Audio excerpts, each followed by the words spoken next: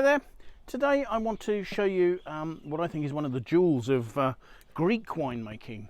This is Argyros Estate, Yiannis Argyros, and that's his VinSanto. So slightly different from VinSanto as you'd get it in Italy. This is as one word rather than two. So we're in the island of Santorini.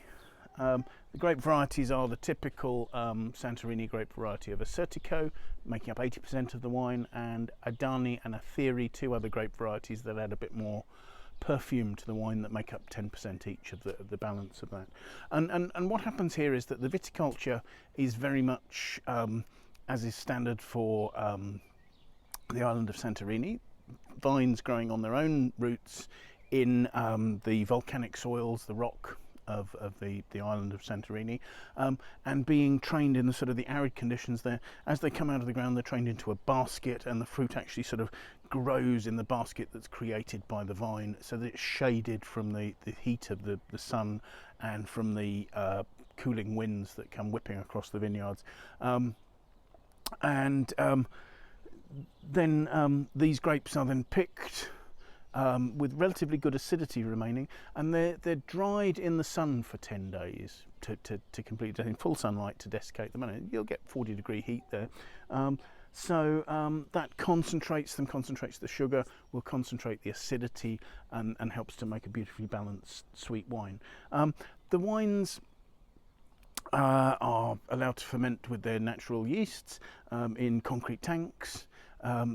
This particular wine will spend 3 years then aging in the fermentation stops naturally, leaving sweetness, and the wine will age for 3 years in a cement tank.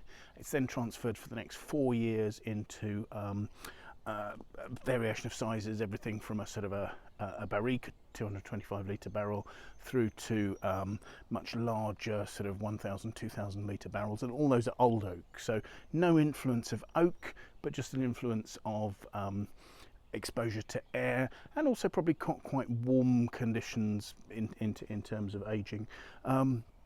So that's a 7-year aging period. This is actually labelled as first release.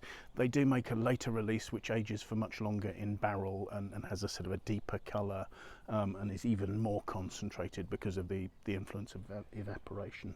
So let's have a look at this wine, shall we? First of all, to note the colour. I mean, there's a lovely depth of a sort of a hazelnutty brown there, but as you slant the wine, there's a caramel, tawny, amber, sort of, all those hues are in there.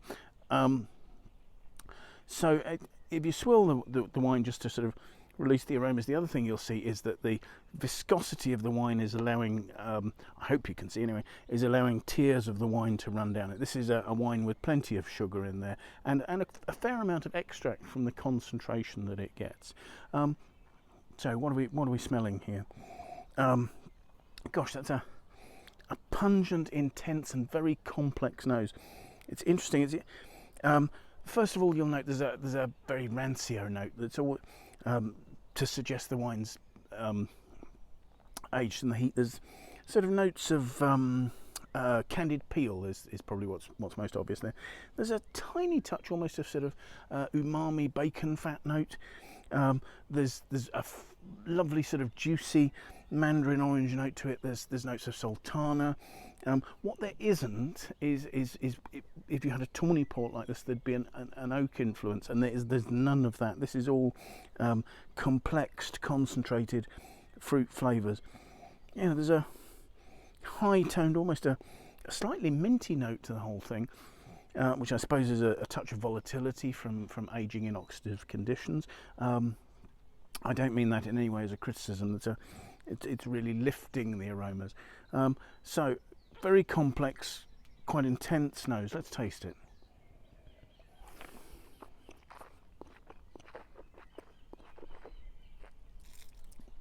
Now the notes on this say this has got 250 grams per litre of sugar, which is pretty intense sweetness. That's almost double what you get with a decent Sauterne. But actually it doesn't seem particularly sugary or cloying. maybe there's a slightly honeyed note, but there's really fresh acidity. And the other thing the notes say is that this has a pH of 2.99, which is incredibly low. So there's a lot of active acidity in there. There's over 7 grams of acidity in there. That's pretty high, and that's just keeping the whole thing fresh, and it's lifting the flavours, and you're getting these sort of lovely mandarin notes sort of dancing across the more dried fruit, the sort of sultana and fig notes on the mid palate, and lifting it. There's a lovely fresh finish. The sweetness is a lovely clean sort of fructose sweetness. It's not at all sticky, sugary or cloying, and there's a freshness that that's making the flavours last really well, and they're developing in the mouth. They're starting to show slightly more of a sort of a honeyed, dried fig sort of note as they finish, and yet at the same time those sort of candied peel notes are still coming through. These are incredibly rare wines. They're made in very small quantities, and they tend to be snapped up on release. So yes, if you ever see either this, the first release, or the later release versions of Argyros VinSanto from Santorini, well worth snapping them up. They're really great value. They're fabulous wines. Thank you very much for watching. Bye now.